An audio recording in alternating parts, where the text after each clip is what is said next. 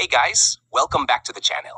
Today, medyo mabigat at malalim yung topic na to ba may langit at impyerno. Alam ko, hindi ito yung usual na chill content pero minsan kailangan din nating tanungin ang mga ganitong bagay, di ba? Heus, then softer. Honestly, ito yung mga tanong na hindi madaling sagutin kasi depende ito kung anong pinaniniwalaan mo. Part 1. Kung galing ka sa pamilyang Kristiyano o Katoliko, malamang narinig mo na pag mabait ka, mapupunta ka sa langit. Pag makasalanan ka, impyerno ang bagsak.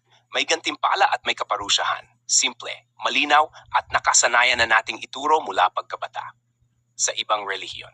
Pero kung titignan mo naman yung ibang relihiyon, tulad ng Islam, Hinduism o Buddhism, may iba-ibang version din sila ng afterlife. Merong reinkarnasyon, merong temporary punishment, may mga multiple levels ng langit at impyerno.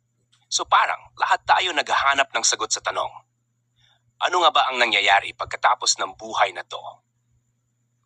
Ngayon kung scientific approach ang gagamitin mo, ang sagot, wala pang solid na ebidensya na may langit o impyerno. Kapag namatay ang katawan, humihinto ang brain activity, tapos na. Pero ang tanong, sapat na ba yun para mawala ang pag-asa natin sa afterlife? Alam mo, sa totoo lang, minsan hindi naman natin kailangan ng concrete proof. Minsan ang paniniwala ay enough na para magbigay ng direction sa buhay natin. Kung naniniwala kang may langit, mas gugustuhin mong mamuhay ng tama. Kung iniisip mong may impyerno, mas iwasan mong makasakit.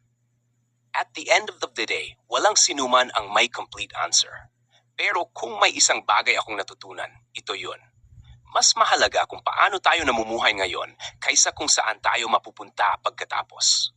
Kasi baka sa paraan ng pagmamahal natin sa kapwa, doon natin unti-unting binubuo ang sarili nating langit. Ikaw, ano ang paniniwala mo? May langit at impyerno ba para sa'yo?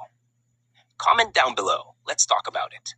Don't forget to like and subscribe kung gusto mo pa ng mga ganitong usapan.